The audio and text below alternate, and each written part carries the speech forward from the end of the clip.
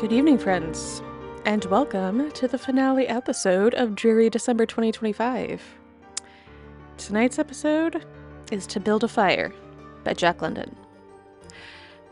As a quick note, wilderness survival is a major theme in Jack London's works. In this one in particular, the survival of the dog is a point of tension, but he does make it out alive. Let's get into it.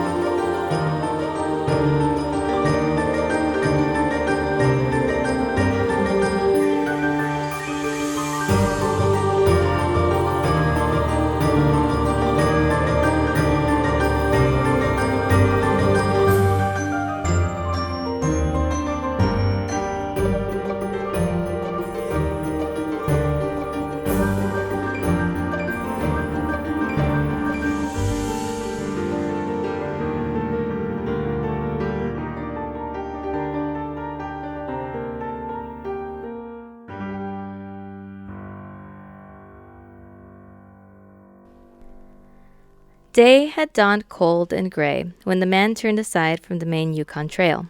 He climbed the high earth bank where a little-traveled trail led east through the pine forest. It was a high bank, and he paused to breathe at the top.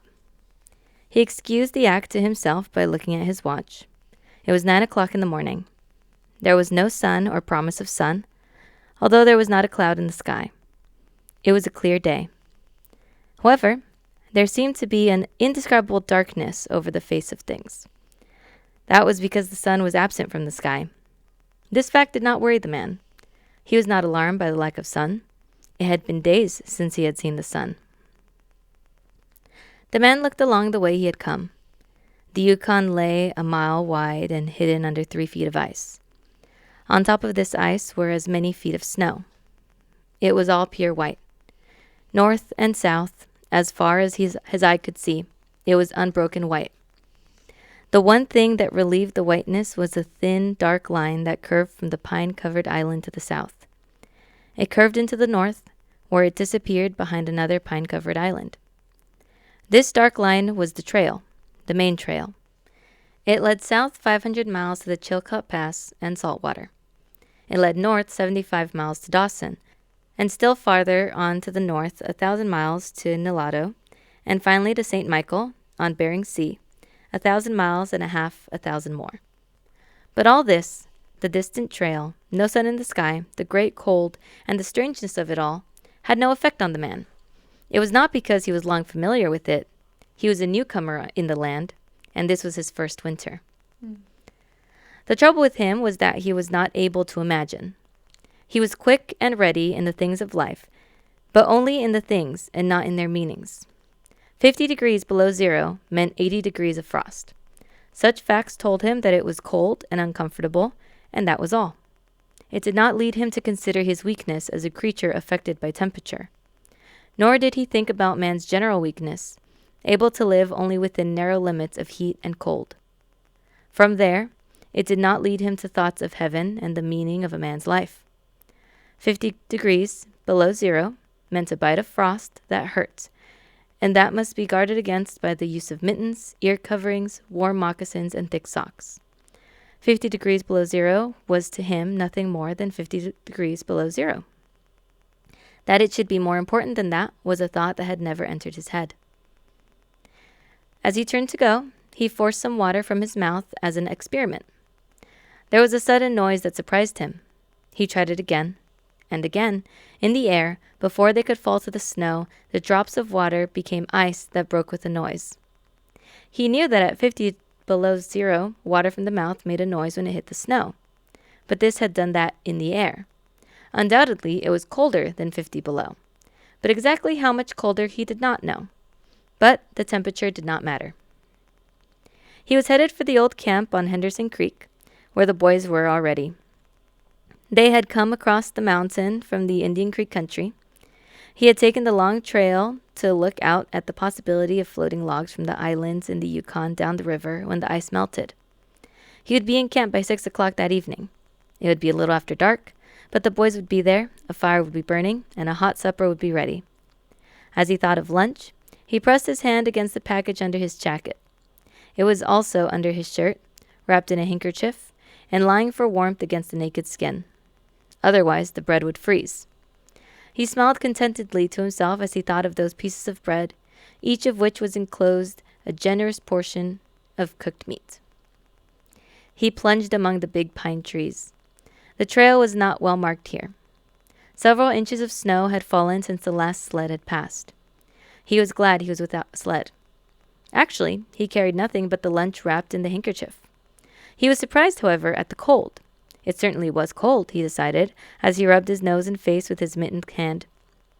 He had a good growth of hair on his face, but that did not protect his nose or the upper part of his face from the frosty weather.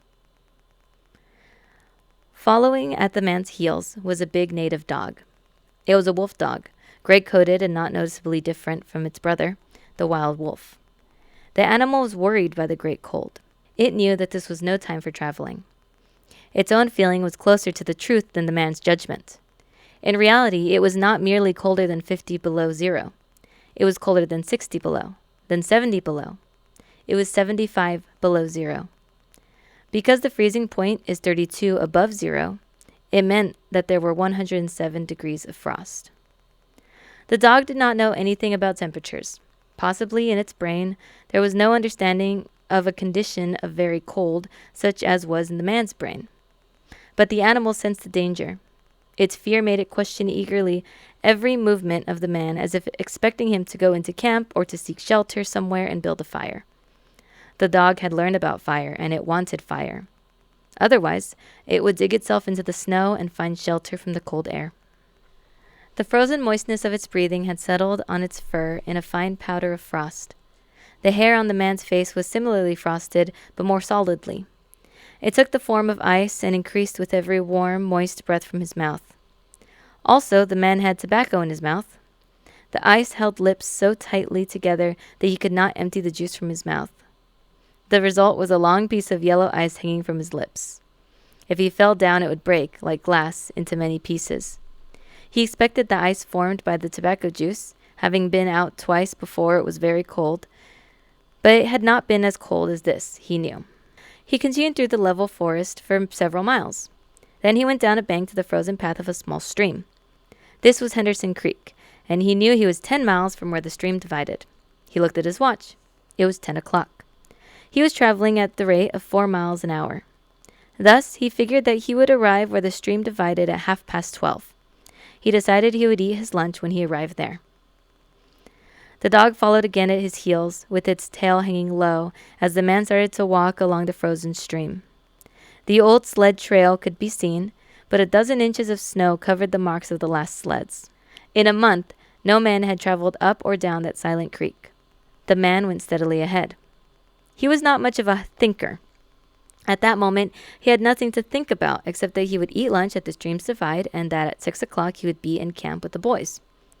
There was nobody to talk to, and had there been, speech would not have been possible because of the ice around his mouth. Once in a while, the thought repeated itself that it was very cold and that he had never experienced such cold. As he walked along, he rubbed his face and nose with the back of his mittened hand. He did this without thinking, frequently changing hands. But, with all his rubbing, the instant he stopped, his face and nose became numb. His face would surely be frozen. He knew that, and he was sorry that he had not worn the sort of nose guard Bud wore when it was cold. Such a guard passed around the nose and covered the entire face. But it did not matter much, he decided. What's a little frost? A bit painful, that was all. It was never serious. Empty as the man's mind was of thoughts, he was most observant. He noticed the changes in the creek, the curves and the bends, and always he noted where he placed his feet. Once, coming around a bend, he moved suddenly to the side, like a frightened horse. He curved away from the place where he had been walking and retraced his steps several feet along the trail. He knew the creek was frozen to the bottom. No creek could contain water in that winter. But he knew also that there were streams of water that came out from the hillsides and ran along under the snow and on top of the ice of the creek. He knew that even in the coldest weather, these streams were never frozen, and he also knew their danger. They hid pools of water under the snow that might be 3 inches deep or 3 feet. Sometimes a skin of ice half an inch thick covered them, and in turn was covered by the snow. Sometimes there was both water and thin ice, and when a man broke through, he could get very wet. That was why he had jumped away so suddenly. He had felt the ice move under his feet. He had also heard the noise of the snow-covered ice skin breaking. And to get his feet wet in such temperature meant trouble and danger. At the very least, it meant delay, because he would be forced to stop and build a fire. Only under its protection could he bare his feet while he dried his socks and moccasins. He stood and studied the creek bottom and its banks. He decided that the flowing stream of water came from the right side. He thought a while, rubbing his nose and face. Then he walked to the left. He stepped carefully and tested the ice at each step. Once away from the danger, he continued at his 4-mile pace. During the next 2 hours, he came to several similar dangers. Usually the snow above the pools had a sunken appearance. However, once again he came near to falling through the ice. Once, sensing danger, he made the dog go ahead. The dog did not want to go. It hesitated until the man pushed it forward. Then it went quickly across the white unbroken surface. Suddenly, it fell through the ice, but climbed out on the other side, which was firm. It had wet its feet and legs. Almost immediately, the water on them turned to ice. The dog made quick efforts to get the ice off its legs. Then it lay down in the snow and began to bite out the ice that had formed between the toes. The animal knew enough to do this. To permit the ice to remain would mean sore feet. It did not know this. It merely obeyed the commands that arose from the deepest part of its being. But the man knew these things, having learned them from experience. He removed the mitten from his right hand and helped the dog tear out the pieces of ice. He did not bare his fingers more than a minute, and was surprised to find that they were numb. It certainly was cold. He pulled on the mitten quickly and beat the hand across his breast. At 12 o'clock the day was at its brightest. Yet the sun did not appear in the sky. At 12:30, on the minute, he arrived at the divide of the creek. He was pleased at the rate of his speed. If he continued, he would certainly be with the boys by 6 o'clock that evening. He had buttoned his jacket and shirt and pulled forth his lunch. The action took no more than a quarter of a minute, yet in that brief moment the numbness touched his bare fingers. He did not put the mitten on, but instead struck the fingers against his leg. Then he sat down on a snow-covered log to eat. The pain that followed the striking of his fingers against his leg ceased so quickly that he was frightened. He had not had time to take a bite of his lunch. He struck the fingers repeatedly and returned them to the mitten. Then he bared the other hand for the purpose of eating. He tried to take a mouthful, but the ice around his mouth prevented him. Then he knew it was wrong. He had forgotten to build a fire and warm himself. He laughed at his own foolishness. As he laughed, he noted the numbness of his bare fingers. Also, he noted that the feeling which had first come to his toes when he sat down was already passing away. He wondered whether the toes were warm or whether they were numb. He moved them inside the moccasins and decided that they were numb. He pulled the mitten on hurriedly and stood up. He was somewhat frightened. He stamped forcefully until the feeling returned to his feet. It certainly was cold, was his thought. That man from Sulphur Creek had spoken the truth when telling how cold it sometimes got in this country, and he had laughed at him at the time. That showed one must not be too sure of things. There was no mistake about it. It was cold. He walked a few steps, stamping his feet and waving his arms until reassured by the returning warmth. Then he took some matches and proceeded to make a fire. In the bushes, the high water had left a supply of sticks. From here, he got wood for his fire. Working carefully from a small beginning, he soon had a roaring fire. Bending over the fire, he first melted the ice from his face.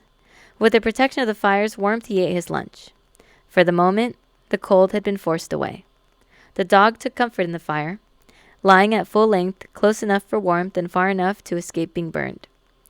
When the man had finished eating, he pulled his pipe with tobacco and had a comfortable time with the smoke. Then he pulled on his mittens, settled his cap firmly about his ears, and started along the creek trail toward the left. The dog was sorry to leave and looked toward the fire. This man did not know cold. Possibly none of his ancestors had known cold, real cold. But the dog knew, and all its family knew. And it knew that it was not good to walk outside in such fearful cold. It was the time to lie in a hole in the snow and wait for this awful cold to stop. There was no real bond between the dog and the man. The one was the slave of the other. The dog made no effort to indicate its fears to the man. It was not concerned with the well-being of the man. It was for its own sake that it looked toward the fire. But the man whistled and spoke to it with the sound of the whip in his voice. So the dog started walking close to the man's heels and followed him along the trail. The man put more tobacco in his mouth and started a new growth of yellow ice on his face. Again, his moist breath quickly powdered the hair on his face with white. He looked about him. There did not seem to be so many pools of water under the snow on the left side of Henderson Creek, and for half an hour the man saw no sign of any. And then it happened. At a place where there were no signs, the man broke through.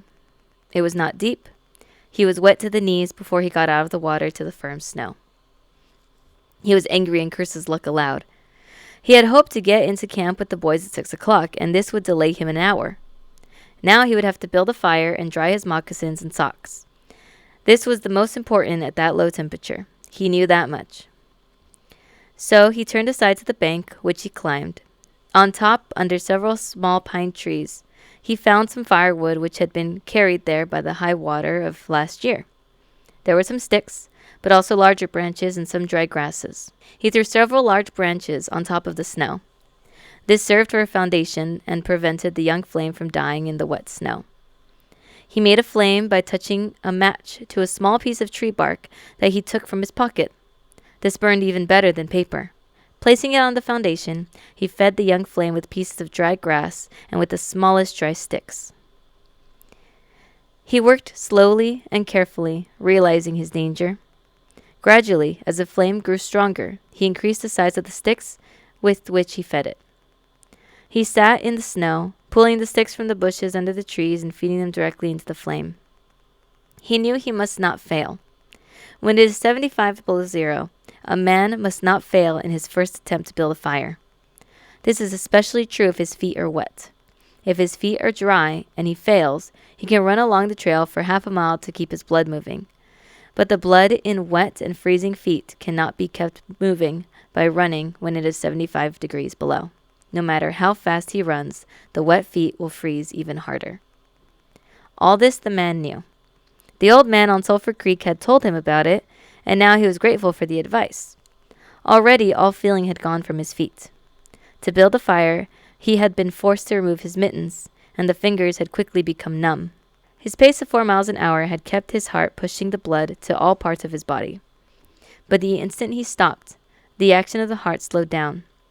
He now received the full force of the cold. The blood of his body drew back from it. The blood was alive, like the dog. Like the dog, it wanted to hide and seek cover away from the fearful cold. As long as he walked 4 miles an hour, the blood rose to the surface. But now it sank down into the lowest depths of his body. His feet and hands were the first to feel its absence. His wet feet froze first. His bare fingers were numb, although they had not yet begun to freeze. Nose and face were already freezing, while the skin of all his body became cold as it lost its blood. But he was safe. Toes and nose and face would only be touched by the frost, because the fire was beginning to burn with strength. He was feeding it with sticks the size of his finger. In another minute, he would be able to feed it with larger branches. Then he could remove his wet moccasins and socks. While they dried, he could keep his naked feet warm by the fire, rubbing them first with snow. The fire was a success. He was safe. He remembered the advice of the old man on Sulphur Creek and smiled. The man had been very serious when he said that no man should travel alone in that country after 50 below zero. Well, here he was. He had had the accident, he was alone, and he had saved himself. Those old men were rather womanish, he thought. All a man must do was to keep his head, and he was all right. Any man who was a man could travel alone. But it was surprising the rapidity with which his face and nose were freezing, and he had not thought his fingers could lose their feeling in so short a time. Without feeling they were, because he found it very difficult to make them move together to grasp a stick. They seemed far from his body and from him. When he touched the stick, he had to look to see whether or not he was holding it. All of which mattered little. There was the fire, promising life with every dancing flame. He started to untie his moccasins. They were coated with ice. The thick socks were like iron almost at the knees. The moccasin strings were like ropes of steel. For a moment he pulled them with his unfeeling fingers. Then, realizing the foolishness of it, he grasped his knife. But before he could cut the strings, it happened. It was his own fault, or instead, his mistake. He should not have built the fire under the pine tree. He should have built it in an open space. But it had been easier to pull the sticks from the bushes and drop them directly on the fire. Now, the tree under which he had done this carried a weight of snow on its branches. No wind had been blowing for weeks, and each branch was heavy with snow. Each time he pulled a stick, he shook the tree slightly.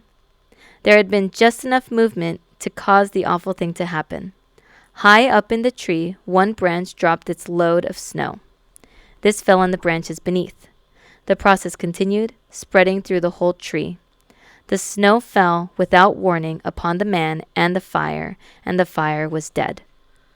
Where it had burned was a pile of fresh snow. The man was shocked. It was like hearing his own judgment of death. For a moment he sat and stared at the spot where the fire had been.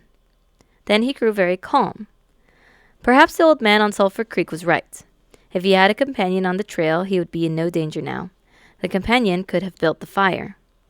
Now he must build the fire again, and this second time he must not fail. Even if he succeeded, he would be likely to lose some toes. His feet must be badly frozen by now, and there would be some time before the second fire was ready. Such were his thoughts, but he did not sit and think them. He was busy all the time they were passing through his mind. He made a new foundation for a fire, this time in the open space, where no tree would be above it. Next, he gathered dry grasses and tiny sticks. He could not bring his fingers together to pull them out of the ground, but he was able to gather them by the handful. In this way, he also got many pieces that were undesirable, but it was the best he could do. He worked carefully, even collecting an armful of the larger branches to be used later when the fire gathered strength. And all the while, the dog sat and watched him. There was an anxious look in its eyes, because it depended on him as the fire provider, and the fire was slow in coming. When all was ready, the man reached in his pocket for the second piece of tree bark. He knew the bark was there, although he could not feel it with his fingers. He tried again and again, but he could not grasp it. And all the time, in his mind, he knew that each instant his feet were freezing. This thought alarmed him, but he fought against it and kept calm. He pulled on his mittens with his teeth and began swinging his arms. Then he beat his hands with all his strength against his sides. He did this while he was sitting down. Then he stood up to do it. All the while, the dog sat in the snow, its tail curled warmly over its feet, and its sharp wolf ears bent forward as it looked at the man. And the man, as he waved his arms and hands, looked with longing at the creature that was warm and secure in the covering provided by nature. After a time, he began to notice some feeling in his beaten fingers. The feeling grew stronger until it became very painful, but the man welcomed the pain. He pulled the mitten from his right hand and grasped the tree bark from his pocket. The bare fingers were quickly numb again. Next, he brought out his pack of matches. But the awful cold had already driven the life out of his fingers. In his effort to separate one match from the others, the whole pack fell in the snow. He tried to pick it out of the snow, but failed. The dead fingers could neither touch nor hold. Now, he was very careful. He drove the thought of his freezing feet and nose and face from his mind. He devoted his whole soul to picking up the matches. He followed the movement of his fingers with his eyes, using his sense of sight instead of that of touch. When he saw his fingers on each side of the pack, he closed them. That is, he willed to close them, because the fingers did not obey. He put the mitten on the right hand again, and beat it fiercely against his knee. Then, with both mittened hands, he lifted up the pack of matches, along with much snow, to the front of his jacket. But he had gained nothing. After some struggling, he managed to get the pack between his mittened hands. In this manner, he carried it to his mouth. The ice broke as he opened his mouth with a fierce effort. He used his upper teeth to rub across the pack in order to separate a single match. He succeeded in getting one, which he dropped on his jacket. His condition was no better. He could not pick up the match. Then he thought how he might do it. He picked up the match in his teeth and drew it across his leg. 20 times he did this before he succeeded in lighting it. As it flamed, he held it with his teeth to the tree bark. But the burning smell went up his nose, causing him to cough. The match fell into the snow and the flame died. The old man on Sulphur Creek was right, he thought, in the moment of controlled despair that followed. After 50 below zero, a man should travel with a companion. He beat his hands, but failed to produce any feeling in them. Suddenly, he bared both hands, removing the mittens with his teeth. He caught the whole pack of matches between his hands. His arm muscles were not frozen, and he was able to press the hands tightly against the matches. Then he drew the whole pack along his leg. It burst into flame, 70 matches at once. There was no wind to blow them out. He kept his head to one side to escape the burning smell, and held the flaming pack to the tree bark. As he so held it, he noticed some feeling in his hand. His flesh was burning. He could smell it. The feeling developed into pain. He continued to endure it. He held the flame of the matches to the bark that would not light readily because his own burning hands were taking most of the flame. Finally, when he could endure no more, he pulled his hands apart. The flaming matches fell into the snow, but the tree bark was burning. He began laying dry grasses and the tiniest sticks on the flame. He could not choose carefully because they must be pieces that could be lifted between his hands. Small pieces of green grass stayed on the sticks, and he bit them off as well as he could with his teeth. He treated the flame carefully. It meant life, and it must not cease. The blood had left the surface of his body, and he now began to shake from the cold. A large piece of wet plant fell on the little fire. He tried to push it out with his fingers. His shaking body made him push it too far, and he scattered the little fire over to a wide space. He tried to push the burning grasses and sticks together again. Even with the strong effort that he made, his trembling fingers would not obey, and the sticks were hopelessly scattered. Each stick smoked a little and died. The fire provider had failed. As he looked about him, his eyes noticed the dog sitting across the ruins of the fire from him. It was making uneasy movements, slightly lifting one foot and then the other. The sight of the dog put a wild idea into his head. He remembered the story of the man caught in a storm who killed an animal and sheltered himself inside the dead body and thus was saved. He would kill the dog and bury his hands in the warm body until feeling returned to them. Then he could build another fire.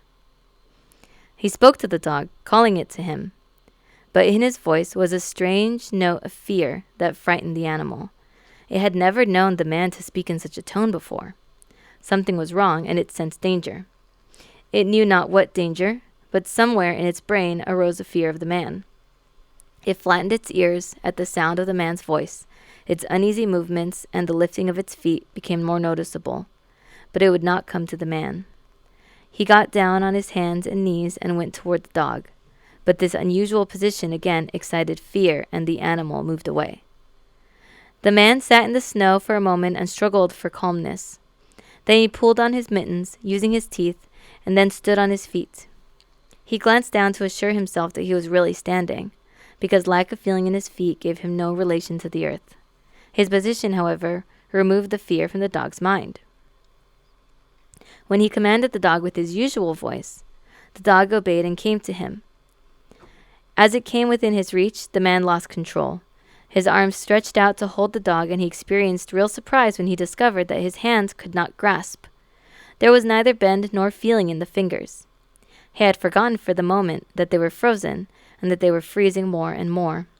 All this happened quickly, and before the animal could escape, he encircled its body with his arms. He sat in the snow, and in this fashion held the dog while it barked and struggled. But it was all he could do. Hold its body encircled in his arms and sit there. He realized that he could not kill the dog. There was no way to do it. With his frozen hands he could neither draw nor hold his knife, nor could he grasp the dog round the throat. He freed it, and it dashed wildly away, still barking. It stopped 40 feet away and observed him curiously, with ears sharply bent forward. The man looked down at his hands to locate them and found them hanging on the ends of his arms. He thought it curious that it was necessary to use his eyes to discover where his hands were. He began waving his arms, beating the mittened hands against his sides. He did this for 5 minutes. His heart produced enough blood to stop his shaking, but no feeling was created in his hands. A certain fear of death came upon him. He realized that it was no longer a mere problem of freezing his fingers and toes, or of losing his hands and feet. Now it was a problem of life and death with the circumstances against him. The fear made him lose control of himself, and he turned and ran along the creek bed of the old trail. The dog joined him and followed closely behind. The man ran blindly in fear, such as he had never known in his life. Slowly, as he struggled through the snow, he began to see things again: the banks of the creek, the bare trees, and the sky. The running made him feel better. He did not shake any more. Maybe if he continued to run, his feet would stop freezing. Maybe if he ran far enough, he would find the camp and the boys. Without doubt, he would lose some fingers and toes and some of his face. But the boys would take care of him and save the rest of him when he got there. And at the same time, there was another thought in his mind that said he would never get to the camp and the boys. It told him that it was too many miles away, that the freezing had too great a start, and that he would soon be dead. He pushed this thought to the back of his mind and refused to consider it. Sometimes it came forward and demanded to be heard, but he pushed it away and tried to think of other things. It seemed strange to him that he could run on feet so frozen that he could not feel them when they struck the earth and took the weight of his body. He seemed to be flying along above the surface and to have no connection with the earth. His idea of running until he arrived at the camp and the boys presented one problem. He lacked the endurance. Several times he caught himself as he was falling. Finally, he dropped to the ground, unable to stop his fall. When he tried to rise, he failed. He must sit and rest, he decided. Next time he would merely walk and keep going. As he sat and regained his breath, he noted that he was feeling warm and comfortable. He was not shaking, and it even seemed that a warm glow had come to his body. And yet, when he touched his nose or face, there was no feeling. Running would not bring life to them, nor would it help his hands and feet. Then the thought came to him that the frozen portions of his body must be increasing. He tried to keep this thought out of his mind and to forget it. He knew that such thoughts caused a feeling of fright in him, and he was afraid of such feelings. But the thought returned and continued until he could picture his body totally frozen. This was too much, and again he ran wildly along the trail. Once he slowed to a walk, but the thought that the freezing of his body was increasing made him run again. And all the time the dog ran with him at his heels. When he fell a second time, the dog curled its tail over its feet and sat in front of him, facing him, curiously eager. The warmth and security of the animal angered him. He cursed it until it flattened its ears. This time, the shaking because of the cold began more quickly. He was losing the battle with the frost. It was moving into his body from all sides. This thought drove him forward, but he ran no more than 100 feet when he fell head first. It was his last moment of fear. When he had recovered his breath and his control, he sat and thought about meeting death with dignity. However, the idea did not come to him in exactly this manner. His idea was that he had been acting like a fool. He had been running around like a chicken with its head cut off. He was certain to freeze in his present circumstances, and he should accept it calmly. With this newfound peace of mind came the first sleepiness. A good idea, he thought, to sleep his way to death. Freezing was not as bad as people thought. There were many worse ways to die. He pictured the boys finding the body the next day. Suddenly he saw himself with them, coming along the trail and looking for himself. And, still with them, he came around a turn in the trail and found himself lying in the snow. He did not belong with himself anymore. Even then he was outside of himself, standing with the boys and looking at himself in the snow. It certainly was cold, was his thought. When he returned to the United States, he could tell the folks what real cold was. His mind went from this to the thought of the old man of Sulphur Creek. He could see him quite clearly, warm and comfortable, and smoking a pipe. "You were right, old fellow. You were right," he murmured to the old man at Sulphur Creek. Then the man dropped into what seemed to be the most comfortable and satisfying sleep he had ever known. The dog sat facing him and waiting. The brief day ended in a long evening. There were no signs of a fire to be made. Never in the dog's experience had it known a man to sit like that in the snow and make no fire. As the evening grew darker, its eager longing for the fire mastered it. With much lifting of its feet, it cried softly. Then it flattened its ears, expecting the man's curse. But the man remained silent. Later, the dog howled loudly. And still later, it moved close to the man and caught the smell of death. This made the animal back away. A little longer it delayed, howling under the stars that leaped and danced and shone brightly in the cold sky. Then it turned and ran along the trail toward the camp it knew, where there were other food providers and fire providers.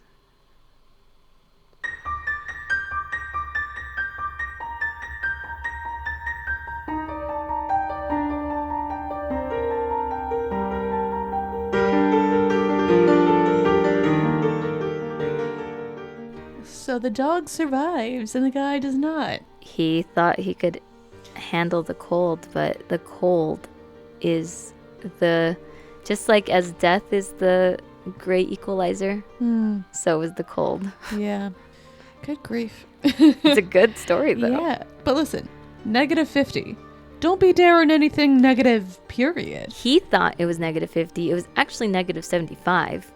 Good grief. And just for context, -30 is when, because it sounds like he's dealing in Fahrenheit. He is from the United States. Yeah. So -30 is about the point where it switches over and... Well, it said that 32 above was freezing. Yeah, 32 above is freezing. Let me finish. Oh, sorry. -30 is about the point where it switches over from Celsius being the net lower number to Fahrenheit being the net lower number. So like negative 75 Fahrenheit is -59.4 Celsius. This winter, as you go about your business, if there's negative anything, if it's well below freezing, just don't try and go out. Just why be miserable? Stay indoors and binge listen to Dreary Midnight instead. And that's our finale for Dreary December. Thank you all for joining. Thank you. We will see you next year. See you in 2026. And as always, take your meds, drink your water, don't get haunted. And safe travels home on this dreary midnight. Good night. Good night.